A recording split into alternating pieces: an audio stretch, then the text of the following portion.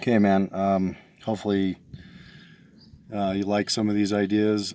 The three different ones for if you have a bench for your biceps will help out a lot. These ones are stretch.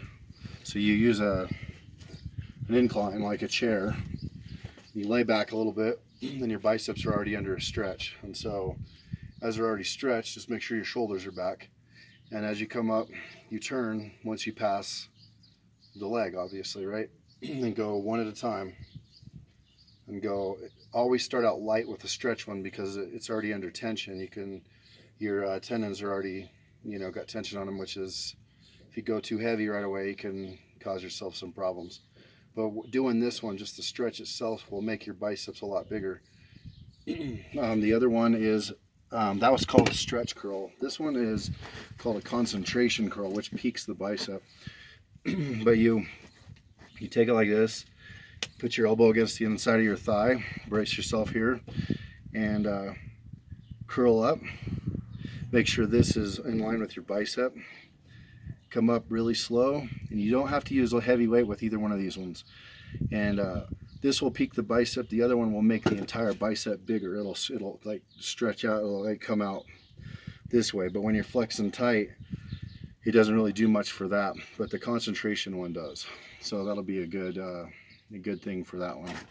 Just a second, some people are here. Okay. The other one is the other ones, I should say, are alternating curls.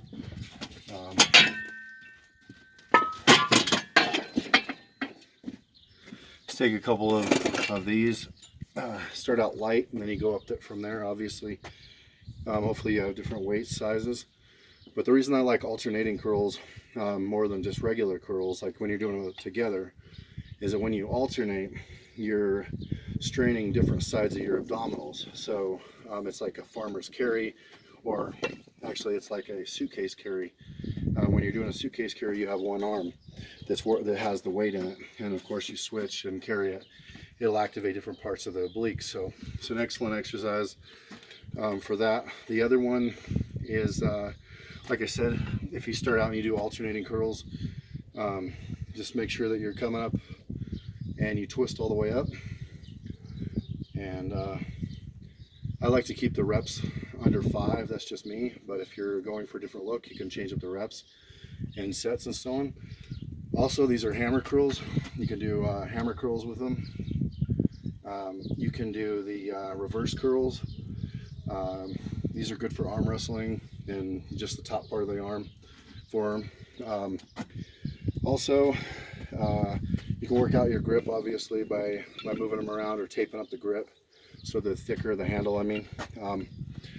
And the other things that I was going to say is that's just for the arms or the biceps and forearms. You can sit on the edge of a table and you can work your arms up and down like this, almost like a leverage point, like a sledgehammer. You can use a sledgehammer. I find that better than screwing around with dumbbells as far as that goes.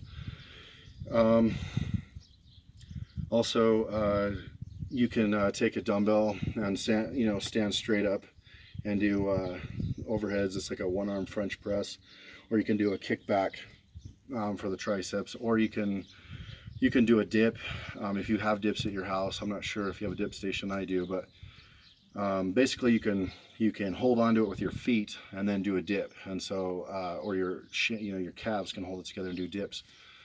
There's a number of things. I'm going to show you some more. There's some exercises that will build the crap out of your deltoids and give them that good V figure look. So anyway, you could do front raises. Arnold used to go really high up. I usually just stop right here, about the forehead level. You can also do them laterals to the side. You want to go with a light enough weight where you feel the muscle activate, but you don't want to feel any kind of shoulder pain. If you're feeling any kind of pain when you're hinging, that's not a good thing. So as far as those two go, then there's another way. You take a stance like this and you come back out, and that'll build the top and the rear deltoid, and do them under control.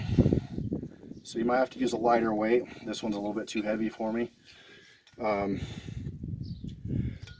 used to do a really heavy dumbbell bent over rows. The problem is I read recently on watched on Athlete Next that he said that doing single rows is actually pretty, if you do it wrong, you can give yourself a hernia pretty easy.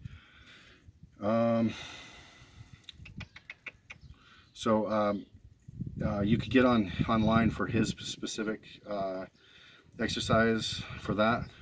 Now, as far as like getting a full body workout, my favorite exercises was the clean and jerk and the push press.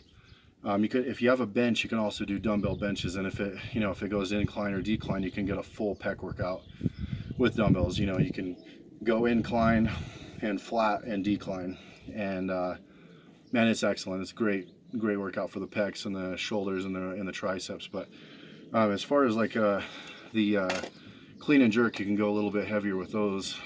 You'll basically, you can start out, and it's a little bit different than with a bar. A bar is right here, obviously, and I do the neutral grip with the dumbbells. So basically, you can do a squat with the clean and jerk with a squat press, push press, or you can do the split style, which split style means one leg forward.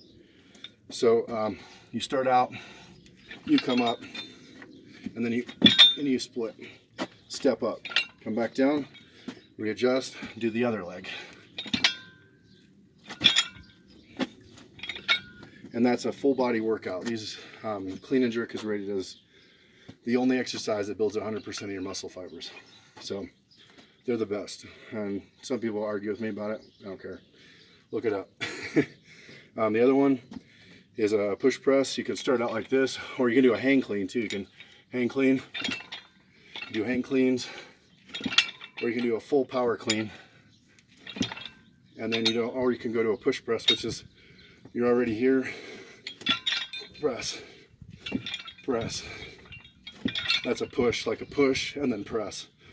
That's usually after you do some presses yourself, like just press. And then when you get too tired to make it, force them up, and then, so those ones, man, are freaking awesome. You can do shrugs too. And do not roll your shoulders. And all that does is damage your collarbone. So don't do that either.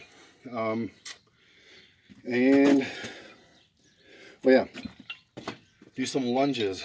Step out. You can do side lunges. You can also do step back lunge, which you step back, come forward. So the other one is you can do squats. You just keep the weight on your shoulders and make sure you find a comfortable spot for your legs. Squat back. You can put a chair behind your butt. Squat back, touch your butt. Don't slam down into it. Just barely touch and back up. Kick your ass out. Touch, come back up. And then, oh yeah, the deadlift. There's a deadlift. You can start out in a neutral position with dumbbells and do them like this. The other thing is you can do one arm clean and jerks too, like this. You can start out like, and you won't be able to do a split style with that too easy. Sorry, I'm out of breath. I ate some food before. What else was there? Oh yeah, I think I told you about this one too, the farmer's carry. Just go for a walk with them and carry them. And then also do suitcase carry, like I said earlier, which is just one. But when you're doing them, don't look at the ground. And the same with the farmer's carry. Keep your head up, your shoulders back, and carry it. And think tension and think, don't be sloppy and don't walk on uneven ground. Find the sidewalk and walk down it, walk it back up. And if you, another thing too, man, I was gonna say is, I think you can see these. And this is I put this rubber band up here, and what I do for part of my abdominal training lately is this. So I come over here and I do a vacuum, which is you suck your gut, you try to pull in your gut, not drastically, but just pull it in slightly. And then I do a crunch. Breathe out as you come down, under control. Keep your leg at a 90 degree if you can, and then that way, as you crunch, come back up slow. You gotta have enough tension on there because obviously you're a stronger person, so than like somebody that, you know, like a pretty boy type. So anyway, just train like that, and that's a good one too for abdominals. And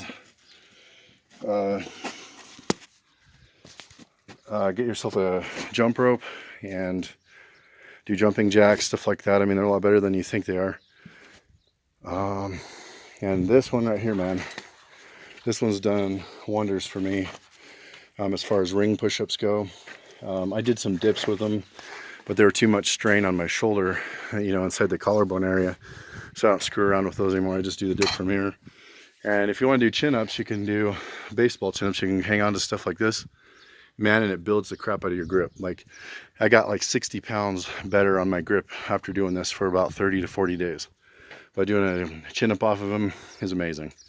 Also, I put some PVC pipe up on here for extra grip. Helps with the grip again. But get yourself a giant tractor tire. Throw that stuff around. But if you need some extra weight or something, I could drop it off by your house. We don't have to hang out or anything. I can just put it outside. Then when you get bored, you can go grab it and bring it in. All right, man, you take care. Bye.